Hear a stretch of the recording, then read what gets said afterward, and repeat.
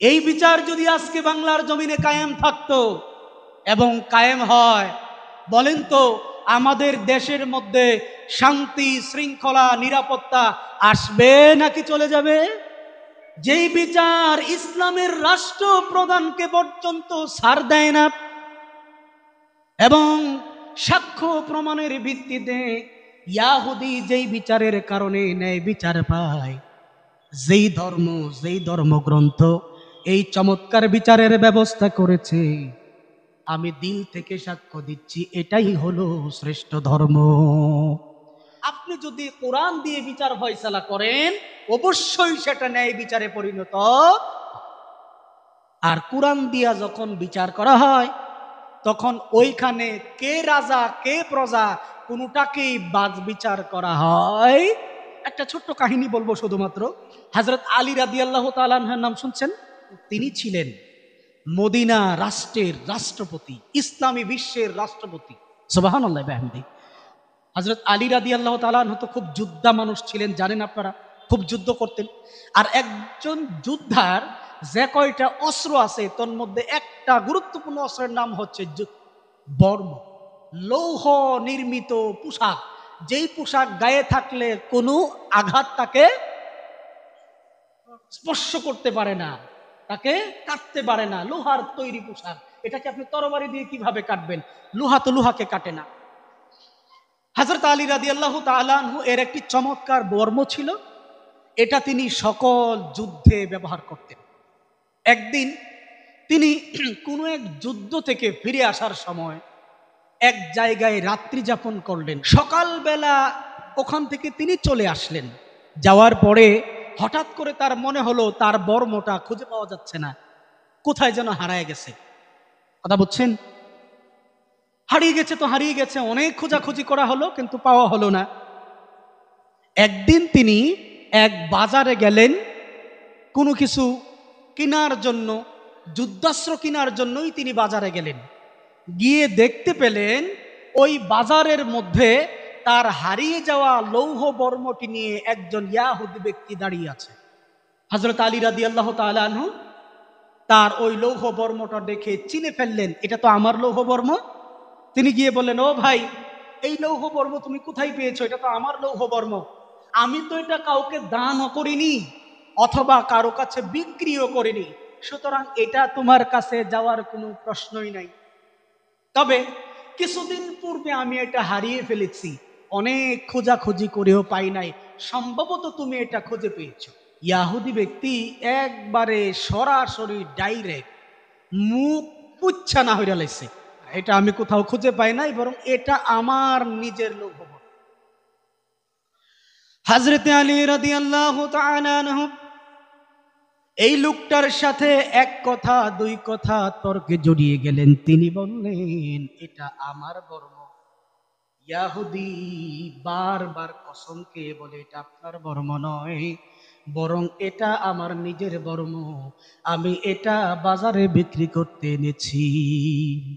হযরত আলী রাদিয়াল্লাহু তাআলা আনহু বললেন, তিনি তো মুসলিম জাহানের খলিফা, তিনি তো প্রধান বিচারপতি, তারপরে তিনি বিচার করতে রাজি না, বরং বললেন, চলো, আমার এই কুফার সবচাইতে বড় বিচারকের নাম হলো কাজী শুরাই আল কিন্দি।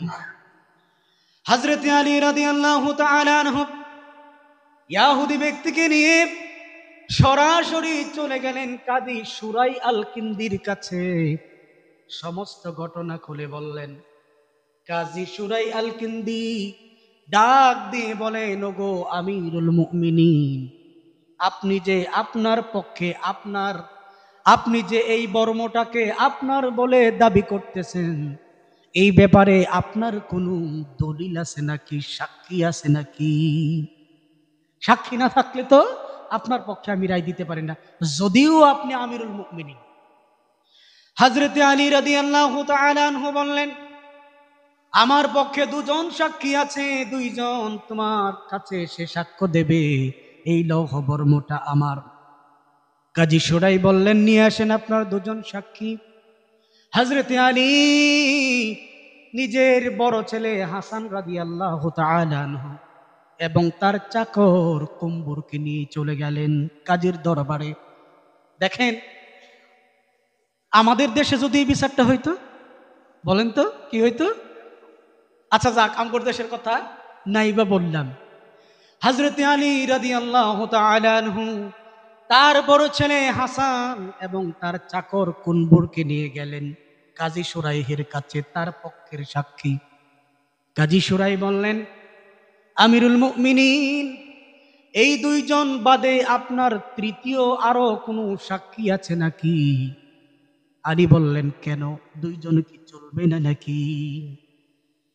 তখন বিচারক কাজী সুরাই বলেন, ওগো আমিরুল মুমিনিন, বাপের বিরুদ্ধে ছেলে যদি সাক্ষ্য দেয় ওই সাক্ষ্য গ্রহণযোগ্য, মালিকের বিরুদ্ধে চাকর সাক্ষ্য দিলে গ্রহণযোগ্য, বাপের পক্ষে মালিকের পক্ষে চাকরের সাক্ষী ইসলামে গ্রহণযোগ্য নয়। এর কারণ হলো, ছেলে বাপের পক্ষে কথা বলবে এটাই তো স্বাভাবিক, চাকর মালিকের পক্ষে কথা বলবে এটাই তো স্বাভাবিক। সুতরাং এই দুইজনকে বাদ দিয়ে অন্য দুজন সাক্ষী যদি আনতে পারেন আনেন, নয়তো এই বর্ম ইয়াহুদির এটার পক্ষেই আমি রায় দিয়ে দেব। সুবহানাল্লাহ পড়বেন না? হযরত আলী বললেন, ওগো কাজী সুরাই, আমার কাছে এই দুইজন বাদে আর কোনো সাক্ষী নেই, আপনি যদি নিতে চান তাদের বয়ান নিতে পারেন, এছাড়া আমার আর কোনো সাক্ষী নাই। কাজী সুরাই বললেন, আমিরুল মুমিনিন, যদিও আমি আপনাকে বিশ্বাস করি আপনি মিথ্যা কথা বলার লোক নয়, তারপরেও সাক্ষী যেহেতু আপনার পক্ষে নয়, সেহেতু আমি এই লৌহ বর্মটা ইয়াহুদিকে দিয়ে দেওয়ার জন্য বললাম। সুবহানাল্লাহ পড়ি। এবার লোকটা, ইয়াহুদি ব্যক্তি, হাতের মধ্যে লৌহ বর্ম নিয়ে যখন চলে যাচ্ছেন, একেবারে প্রধান গেটে চলে গেলেন, ওখান থেকে ফিরতি আবার চলে আসলেন। আসার পরে বললেন, আমিরুল মুমিনিন, আমি আপনার কাছে করজোড়ে ক্ষমা চাই। এই যে লৌহ বর্ম, আপনি যা বলেছেন প্রত্যেকটা কথাই ঠিক। আমি অমুক দিন অমুক জায়গায় এই লৌহ বর্ম খুঁজে পেয়েছি। কিন্তু আজকের এই বিচার দেখে, যেই বিচার ইসলামের রাষ্ট্র প্রধানকে পর্যন্ত ছাড় দেয় না এবং সাক্ষ্য প্রমাণের ভিত্তিতে ইয়াহুদি যেই বিচারের কারণে ন্যায় বিচার পায়, যেই ধর্মগ্রন্থ এই চমৎকার বিচারের ব্যবস্থা করেছে, আমি দিল থেকে সাক্ষ্য দিচ্ছি এটাই হলো শ্রেষ্ঠ ধর্ম। আমিরুল মুমিনিন, আমি আর দেরি করতে চাই না, আমি আর ইয়াহুদি থাকতে চাই না, আপনার হাতটা আমার দিকে বাড়িয়ে দিন, কালমা শাহাদাত পড়ে আমি এখনই মুসলমান হতে চাই। লোকটি সাথে সাথে মুসলমান হয়ে গেল। আলী রাদিয়াল্লাহু তাআলা আনহু বুকে তাকে জড়িয়ে ধরলেন, লৌহটা বর্মটাকে দিয়ে দিলেন। শুধুমাত্র তাই নয়, আলী রাদিয়াল্লাহু আনহু যেই ঘোড়ায় চেপে এসেছিলেন, উপহার স্বরূপ সেই ঘোড়াটাও ওই ইয়াহুদি ব্যক্তিকে দিয়ে দিলেন। এই হচ্ছে ইসলামের ন্যায় বিচার। এই বিচার যদি আজকে বাংলার জমিনে কায়েম থাকতো এবং কায়েম হয়, বলেন তো আমাদের দেশের মধ্যে শান্তি শৃঙ্খলা নিরাপত্তা আসবে নাকি চলে যাবে? আর সেই ন্যায় বিচার কিসের মাধ্যমে প্রতিষ্ঠা হবে? একমাত্র কেবলমাত্র কোরআনের মাধ্যমে প্রতিষ্ঠা হবে। আল্লাহর রাসূল বলেছেন, মান হাকামা বিহি আদালা, যে ব্যক্তি কোরআন দিয়ে বিচার করে অবশ্যই সে ন্যায় বিচার করে।